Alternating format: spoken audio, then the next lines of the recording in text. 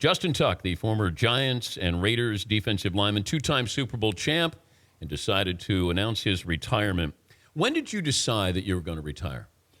I decided probably about a week ago. I was at home. I woke up and just something hit me, man. And I just called my agent and was like, I'm done. I mean, we had already been kind of praying about it and thinking about it for, a while, for months. And, it's just funny, man. He just woke up one morning and just said, I'm done. And it was like that. It wasn't really a dramatic, thing. It was just I called him and let him know my plans as far as what's next and what how I wanted to handle it, and went from there. But it's interesting for us, surprising for us as a fan on the outside looking in, to say you just wake up one day and you say, that's it. Yeah. Now, did you ever have moments like that before in your career where you said, that's it, I don't want to go through this anymore? Yeah, I have. And I think those moments was more like because of how my body was feeling. Right now my body feels great. I just felt like mentally it was time. And when that comes, I always told guys, man, I never want to cheat the game. I never want to be a guy that stayed too long, and what we call stealing. I never wanted to be that. If I can't go out there and be 100% for my teammates, the fans, the organization, then I knew it was time to go. And I can wheel my mind can wheel my body to do a lot of great things. But if it's the other way around, man, that's when it's time to go. You're 32, right? I am. Calvin Johnson's 30. He is. Can you understand is this a new trend? Yeah, it is. I think because one, it's so many opportunities. The game of football and being an athlete in its own right gives you so many options outside of the game. If we want to go do some other things, you have those options. It ain't like it used to be where a lot of guys only had football. There's so many options outside of it. Now with all the stuff coming out about injuries and, talking to the old guys and see what they're going through, that's something that's in the back of your mind. I don't think it kind of, it makes a decision for you, but it's part of the decision process. And, Calvin, if it is his last one and he's had a great career, he's put everything out there as far as giving his all for that football team. And, hats off to him. What are you worried about long-term, health-wise? A lot of things. I've had knee surgery, shoulder surgery. I haven't had a documented concussion. Not one? Not one. And that's because I always said to myself, I've never been a guy that wanted to knock guys out. I luckily had a great coach in high school that taught me that, the helmet is for protection. It's not to be a weapon. If you looked at my helmet growing up, I didn't have all those scratches on my helmet, man. I used to walk the locker room because we had a concrete locker room, and I used to bang my helmet on so I could be like, look what I did. I got you. But nah, man, I was always respectful for the fact that I knew what I was signing myself off for when I played this game. So I always try to keep my head out of it, and I've been blessed that way. But I mean, again, I've did things like, hyperbaric chamber, get my blood tested, all these things to try to, make sure that I stay on top of it. And, that's part of it, man. You got to protect your body in this game. If you don't, then you won't have too much of a career. Should HBH be legal under doctor's supervision? I don't know. I don't know because I don't know all the side effects of it. But it's big in the NFL, right? I wouldn't deny that. I had a starting quarterback, who said 60% of his teammates use HGH. I know for a fact. And it wasn't Eli who said it, by the way. Just to Thank you. Yeah, it was not Eli. But 60% is a big number. 60% now? Or this was 4 years ago. So yeah, I mean, listen, I see it, but I don't know if it can help you. I know that there's the stigma attached to it. Sure. Like steroids, we know. Yeah. HGH can be beneficial, but I don't know. Are we kind of caught up in the stigma of its performance enhancement instead of saying, could this actually help you recuperate under doctor's supervision? Problem is, we don't have doctors supervising guys using HGH. And that's why I was kind of reserved on answering that question, because everyone talks about the good things about these drugs or whatever it may be, and you don't know the circumstances. You don't know what's coming, how it'll affect your body 10 10 years later or whatever it may Yeah. be. Until that happens, then I don't think you can make an educated decision on should it be legal or not. He's Justin Tuck, the former Giants Raiders defensive lineman, two-time Super Bowl champ. Michael Strahan had an interesting answer to me when we were talking about Tom Brady's toughness. Yeah. When you played them in the Super Bowl, Strahan said, I don't care what anybody says about Brady.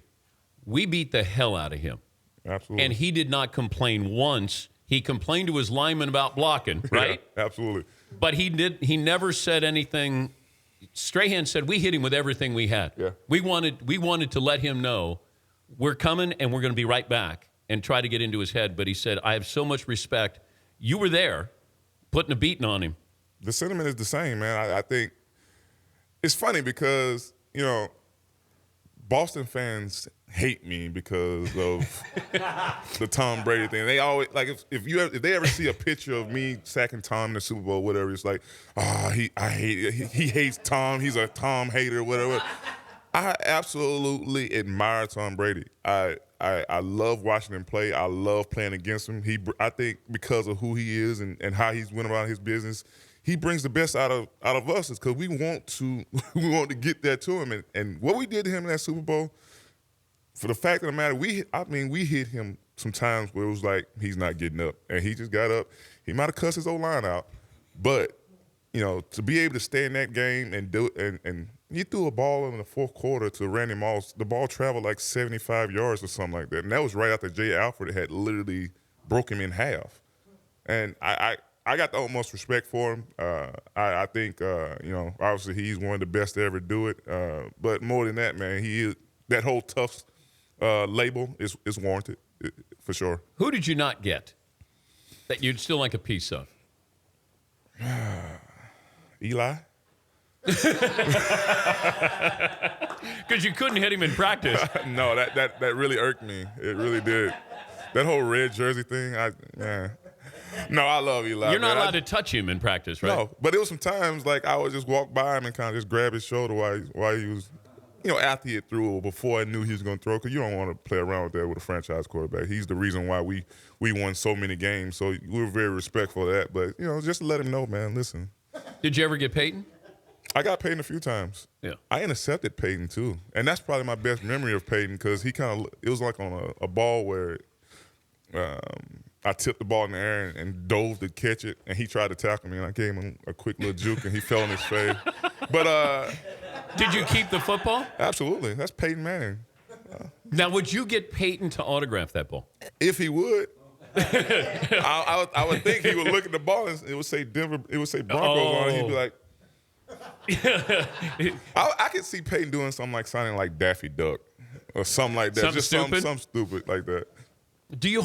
Are there grudges that are held when your career is over now? Like a lineman who was, there has to be a couple linemen where you say, if I was just allowed to go up and just punch you right in the face, would you do that? Why'd you ask that question? I'm in retirement. I want to. No, you're retired now. You're retired. You're allowed to say these things. Oh, now man. it's called, It's only one. Who's that? Flozell. Flozell Adams? Yeah. Oh, what did Flozell do to you? What didn't he do to you? It was just a play, man. He tripped me on a play down in Dallas, man, and I separated my shoulder. Ooh. And I don't want to get into it, man. It's making me mad right now. We've squashed all that, man. Have you talked to Flozell? Did you ever talk to him about that? No, we saw him in the field a couple more times, and every time I played against him, I literally tried to chop him in his throat. But other than that, man, me and Flozell on good terms, man. Paulie, bring out Flozell Adams right here. Come on out, Flozell. So y'all trying to bring me out of retirement, huh? Yeah, just for one play. Before we say goodbye, and I do appreciate you coming in because he might be the only guest we're having this week with no plug. There's no sponsor plug. He lives not 10 minutes away? That's all. Is there anything we can mention for you, though? I appreciate you coming in. I mean, my only plug right now is Tuck's Rush for Literacy. It's our charity event that we've done for 8 years now and just trying to promote literacy.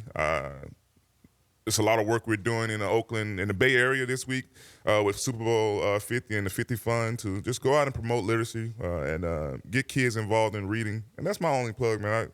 I think for me, man, that's important. I love kids. I love education. And I love, trying to build kids up, man, and that's it. Just go out. What if the Giants called and said 1-year deal? You know, I thought about that when I was when the season ended. I did think about that. I think that would have been a chance if Coach Coughlin would have stayed. Oh, okay. So with that transition there, it's a good time. It's a good time for me to just be thankful for 9 years there, 2 years at the Raiders, and the relationships and the memories I have with that, man. I couldn't ask for anything better. Did you ever get Kurt Warner? He's standing over there. Kurt, did I get you? No? Yes, I did. Yes, I did. You got Arizona, 2012. Their Super Bowl year. The year they went to the Super Bowl. Yeah. It's funny because we beat Pittsburgh in Pittsburgh, and no offense, Kurt, we demolished you guys. Wow. But it doesn't matter Yeah. because it's all about how you win. Yeah. And, At the end of the day, it doesn't the matter. I'll rest is take it. history. I'll take it. Kurt looks still like he could play. Oh, he could, man. Look at him. Well, so does Justin, but we're not. I know, Justin. But we're not doing it. But Justin's 32. Yeah, that's true. Exactly. Big difference in that. That's a good We're reason not going to why say I'm not Kurt's doing age. it. Just- Kurt's old now. I think he's officially that's how old he is. It's great to see you. Thank you, and good luck with the decision there. Thank you very much. Thanks for having me. All right, he's Justin Tuck.